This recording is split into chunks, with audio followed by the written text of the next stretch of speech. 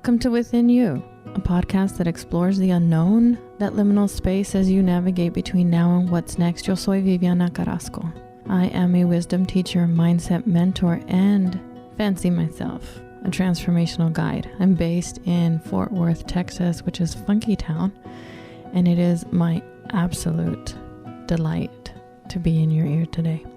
This episode is releasing in real time just before the spring season here in my hemisphere shows up. And what I wanted to do today is have a conversation with you about the transition that I'm feeling, the change that I'm recognizing as we approach spring. And my hope is that it shines a light on something perhaps you've been feeling and you haven't quite recognized, you haven't noted it or expressed it yet. Before I begin, I want to share with you that I am actually sitting in my prayer room, which is turning into quite the little forest with the addition of plants recently.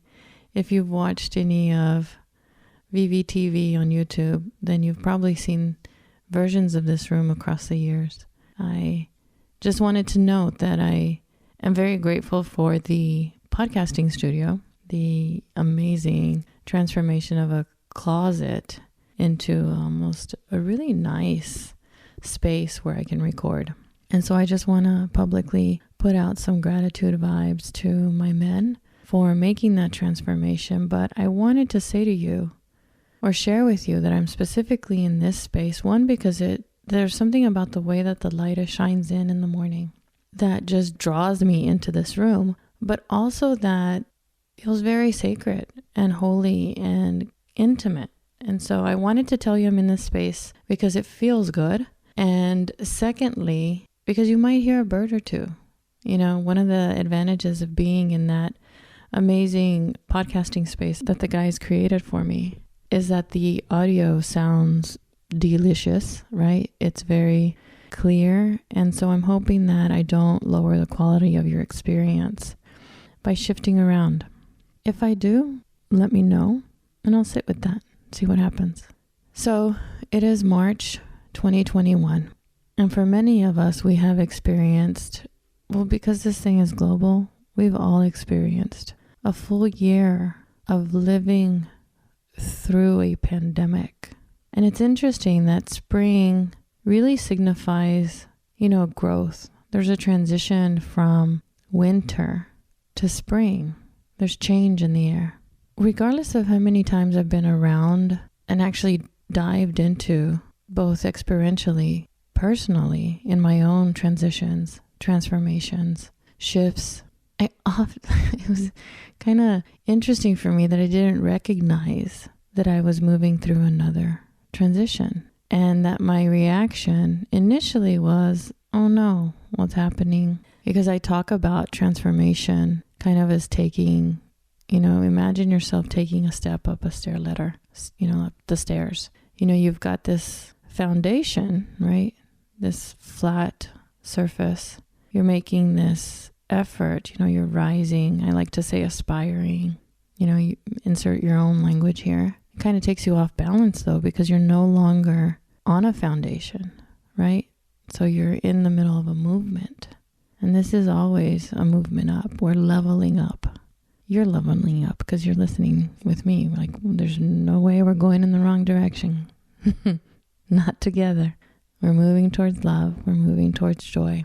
That's how you know. So you're stepping up. There's no, you got to find your balance here. And then, then you take another step.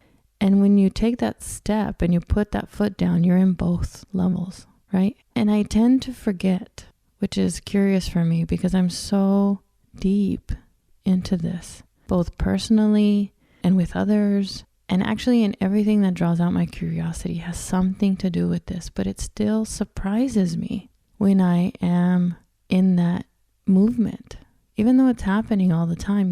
Another metaphor or visualization for you to think about is maybe draw two intersecting circles. And as you think about where you are, because we're all in some stage of this at every point in our lives.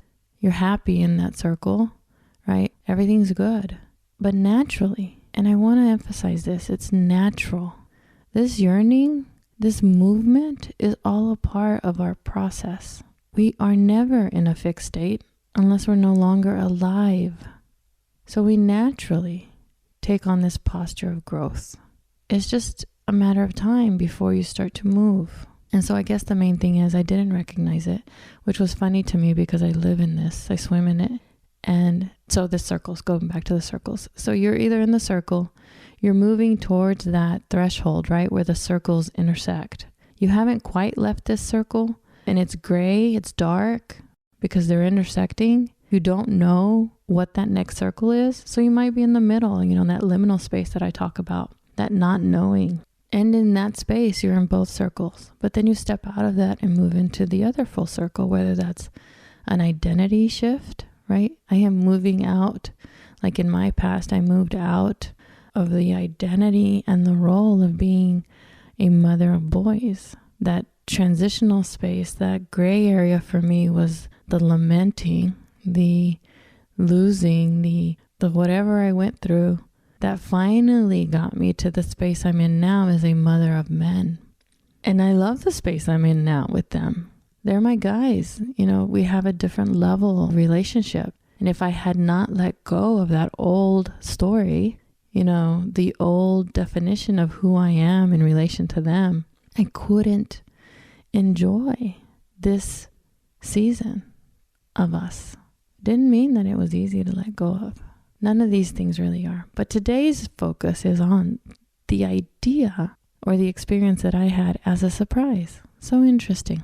So I wanted to just point out that this is a natural process, this yearning, this desire to fulfill potential that you haven't tapped into, that you maybe feel you're not going deep enough. You know that there's more out there, more for you or more for you to offer. And initially, when I was going through these cycles over and over again, I went through this series of sort of confusion and shame and just not understanding why I couldn't be happy in my current state. And now I recognize it as just a deepening. It's a growth. And because I'm alive in a human body, I will naturally yearn to deepen, to grow. My personal expression of me is going to continue to evolve. Now, the difference between the discomfort, the painful, the really awkward way that I went through it in the past versus the way that I'm going through it now is that in the past, I had this idea that I had to change something on the outside in order for me to meet that thing or get that thing or honor that desire, that yearning. And now I realize that trying to change something on the outside is really the lazy way of doing it. And if you don't follow, move through the whole process of your transition, of your up-leveling, of you transforming from the inside out, that outside change isn't really going to change anything, but because you're moving into that new experience as the same person. And what this is really offering you is a walk through the doorway into a new room, a new you, a new way of being. And it's a gift.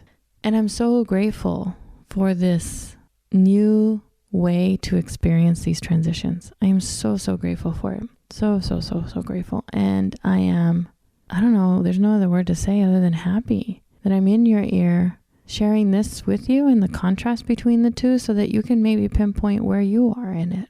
Because the hardest thing for me when I was moving through that time is that I went through it in what I felt like was alone. It was me and my faith and my prayers and my journal. And I don't know why I didn't seek out mentors, teachers, just move through it alone. So the fact that you are listening, you're decades ahead of me because you're allowing support to come in. You're allowing inspiration to come in. You're allowing your own soul's nourishment to come in. And like I've said before in past podcasts and teachings, you are your own best teacher. You'll be able to feel when something resonates with you, when my truth is your truth. And I invite you to do that throughout this experience and throughout any experience that you have that is at all associated with me. Because it's about learning what your own wisdom is. bubbling that up. So going back to a point, the first thing that I had to do when I realized that there was a change, that there was a transition happening, I'm grateful for the fact that I didn't just try to change something on the outside, like you change your clothes, but that I recognized that I needed to notice what part of me needed to shift. Mental, physical, personal, spiritual, what is it? And for me, in this evolution, in this spring of 2021, it's really around spirituality. And I'll talk a little bit about that as we go a little. I'll share more about that in a little bit. But what I invite you to do, as if you are in a transition, if you're moving through your own winter to spring and you're yearning and you're finding this craving for growth, is that you take off your shoes and you walk on the earth barefoot. I advocate this in everything that I do. This is about your direct experience with this. And it can begin in a million different ways. But that intention of you moving through this cycle of, having the experience, getting the feedback, and that's how learning happens for us as humans. So what I'm dancing between is something that's always happening, which is my personal expression of myself, of me feeling fulfilled and whole, and that I'm being what the closest word to it is authentic, but really who's truly authentic, that I have to be my full Vivianness. And I got that term from a mentor and friend, Christine Sperber. She's the co-founder and chief experience officer of the Modern Elder Academy. And for a period of time in 19 and 20, we met regularly. And that was something that came out of it that was very significant to me, is my Vivianness. Recognizing that I am going to continue to move towards an expression, a fuller expression of who I am. And I believe that we're all moving towards some form of expressing our unique identity. Typically, with the women I work with, it's expressing our views, sharing our truth. It's a verbal, it's like releasing that. Sometimes I used to feel like hands around my throat. Not that I was being choked, but that I felt this pressure in my voice and using my voice. And in other women I've worked with, it's more about their leadership, standing on the ground of their leadership. And then others, it's in their creativity, in their art. And so my hunch, because you're human like me, is that we're each moving in some form of expression that's deeper, that's truer, that's stronger. And so it might be just that. But today, for me, it also is paired beautifully, kind of like a cheese. I love cheese. With also the development of my inner spirituality. And so I'm recognizing that when I initially felt this uneasiness that I talked about when you're stepping up to the next level, I was like, what's happening? Oh no. And then I thought, let me just sort of feel into this. Let me see what this is. And that's what I married them together. It's both my spirituality, my own deepening of my spirituality, and this Vivianness that I trust that I will continuously just move towards. In the past, I've called them journeys of discovery. And it's fascinating that they still surprise me.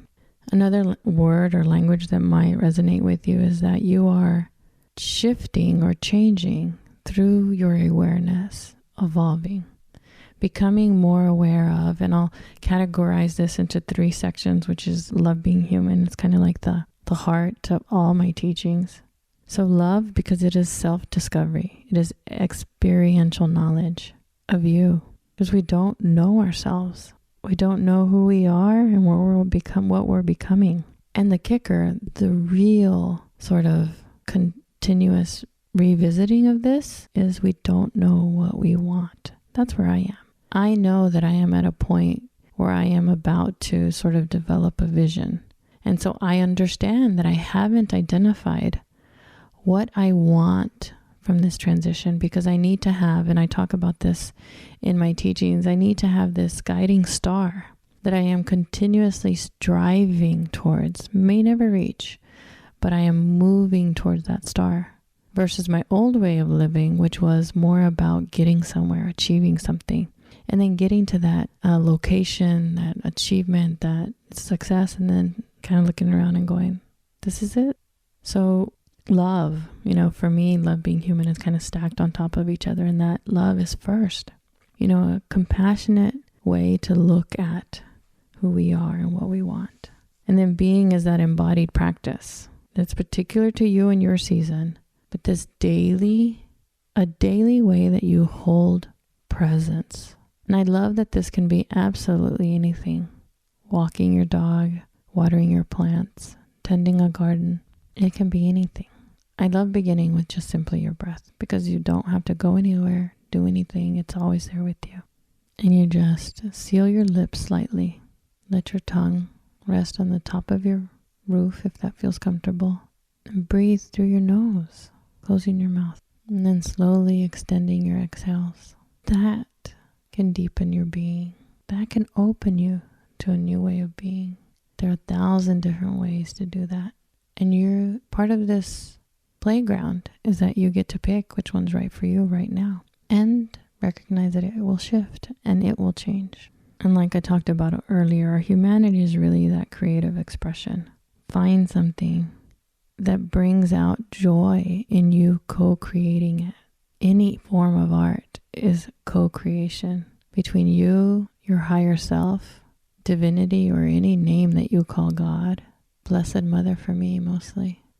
And see that expression of you in your creation. Knowing that it isn't that you're doing it. It's moving through you in this partnership. One of my favorite things to do recently is to grow succulents. And that's one of the ways that I'm creating right now. And I'm just watering them and giving them light. The miracle of them growing happens all on its own. And that is what diving into creative expression gives you. This experience, again, take your feet off and touch the ground. Feel it. Have the experience of effortless effort. That's happened to me when I've done blackout poetry or when I have done milagros, when I've painted my sacred hearts. Find something that does that for you. Because right now, there may be just a simple question for you to answer. What do you value? And how do you want to spend your time? I have trouble with this word, but I'm going to try it again because I'm a stickler for keep trying. Persistent, consistent action. It sometimes is called a malaise, M-A-L-A-I-S-E. So, if you say it, just insert the word when I try to say it because I know I'm butchering it. Call it, it's because my mind wants to say mayonnaise.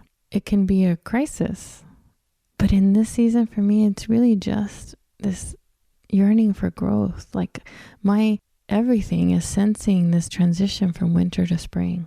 I've rested.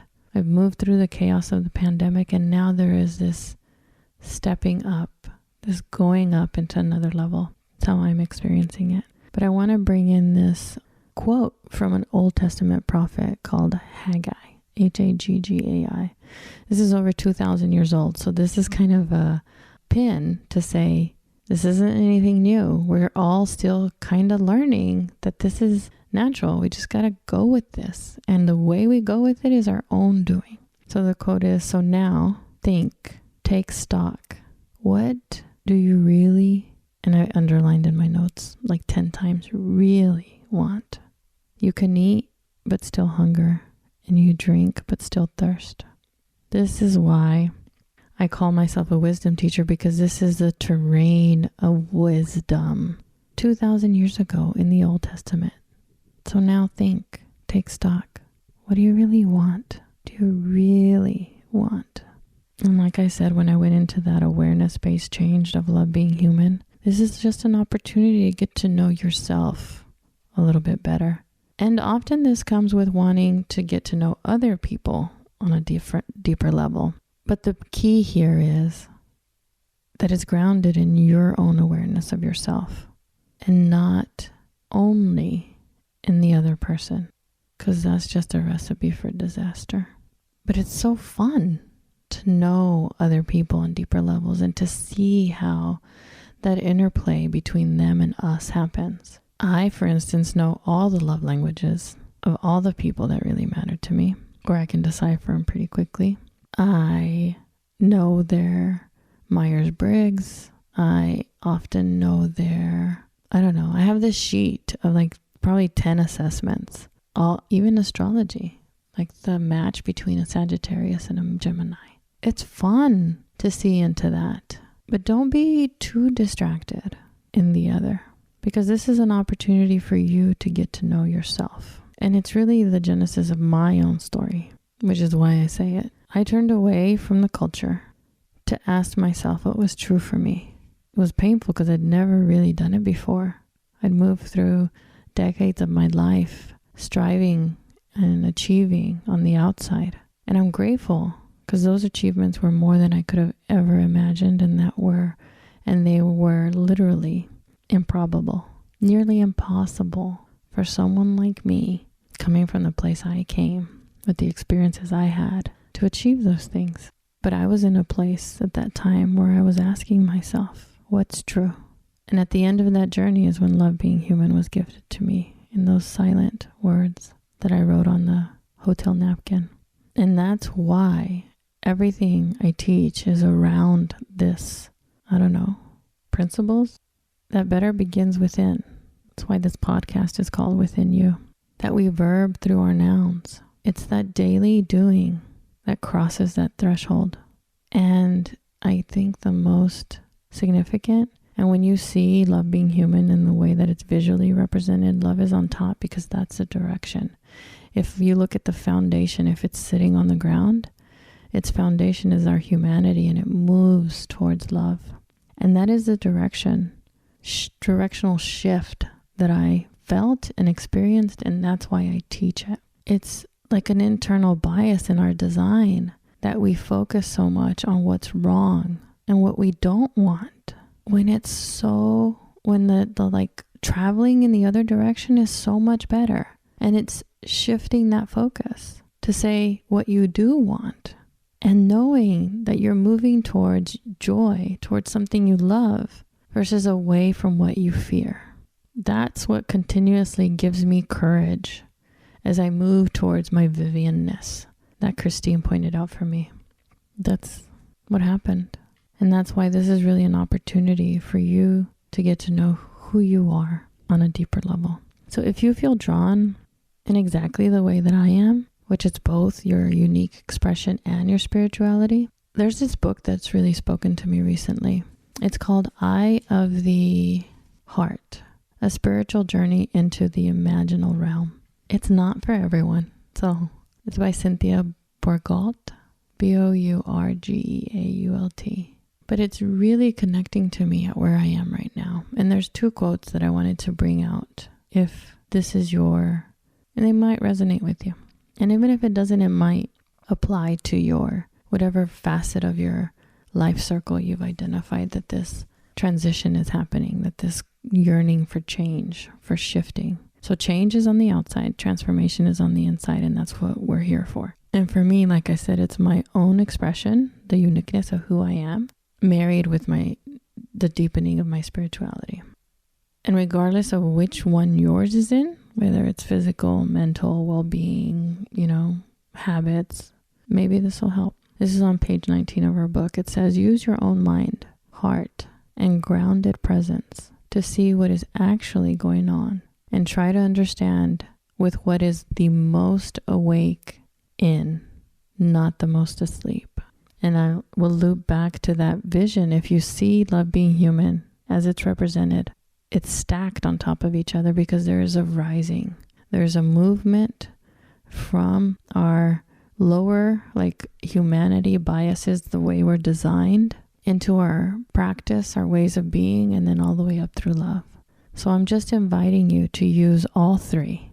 They're all at your disposal. These are all your tools, your mind, your heart, and your grounded presence, to see what's really going on here. And then try to understand at that level versus what's most asleep in you.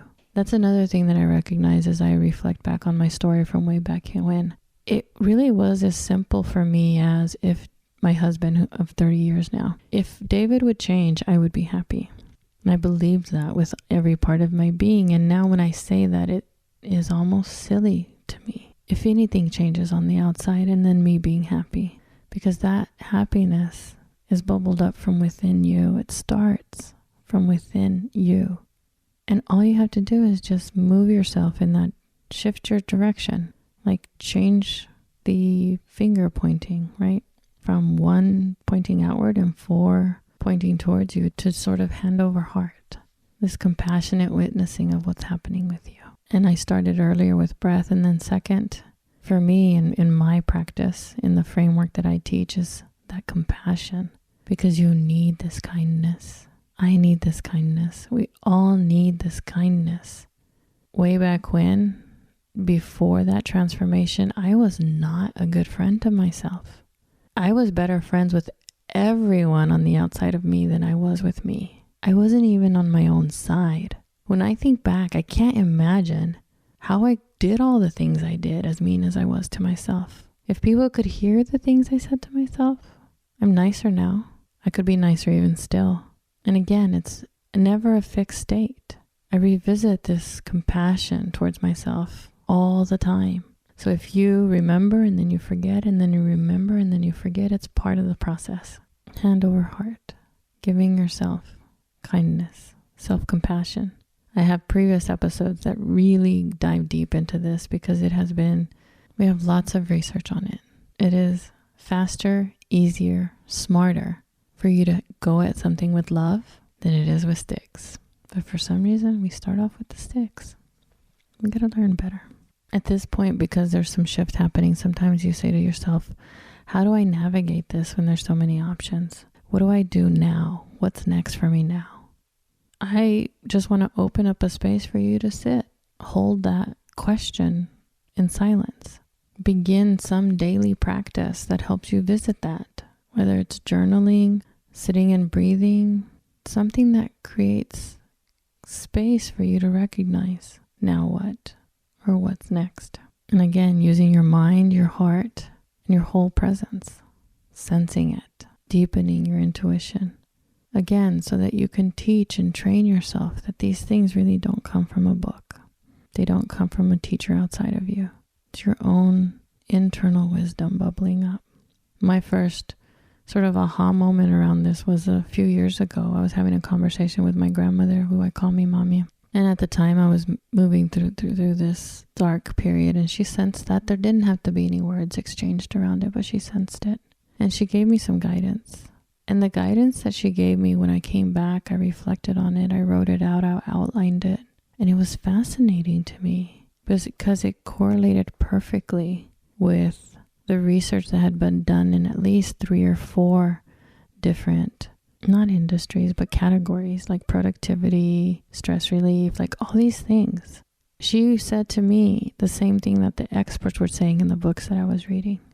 And that's what really kind of tipped me over the edge and established that sort of seat of believing. I can figure out what I need to know for myself if I give myself enough time and space and compassion to listen to what my whole being has to say. Not just my mind, my heart, that courage muscle, and my whole being. Because that's where Mommy got it from. Experiencing her life. Touching the earth with her bare feet and recognizing what she needed to do. One of the things that she shared is she had a God jar. And she said all of this in Spanish, and I can't say it for you in the way that she did, but when there were things that she knew they were out of her control, she mentally put them in her God jar. Couldn't read or write, so she didn't write them down, but she mentally just put that concern, that worry in the hands of God, and then allowed it time and knew that it was being worked out in its own way. Productivity experts say the same thing, like our mind needs to take an action. That's why we have to-do lists. You might love to-do lists, because we need to know that it's there. Otherwise our mind will loop and loop and loop and loop over it. And there's 3 or 4 other things, but I wasn't prepared to teach you or share that story with you, so I don't have every detail of it. Maybe I'll make a note to myself, put that into the show notes, making a note to myself, the Mommy jar, so that you can read it and link to it. So spring is here. Spring is almost here. You may have recognized this yearning for growth and you may not have. And now that you've shared this time with me, maybe now you're sensing, oh, it's in this area and it needs this. And that's a cool thing. This is where I invite you to maybe explore within university, which is my school of transformation. It's where we consciously cross that line of those interlocking circles from our old way to the one that we're moving into together. It's a type of personal development and inner transformation where you can practice your self-awareness skills and focus. Within university is the intersection of our interior life and our creative expression. It's a mix of, like I said, personal development, spiritual growth, and shared discovery. I love learning new things together. And this is where we become more aware together. Because you only can do so much in your head. But if you're not ready for community, you're not ready to share, then you've got your journal, got your books, and you've got your teachers, and you've got a whole circle of support around you. So whatever you do, my hope is that you never feel alone. It's been my honor to share this time with you, and I invite your questions, your insights, or your curiosities at Vivian@viviancarrasco.com. May peace be with you.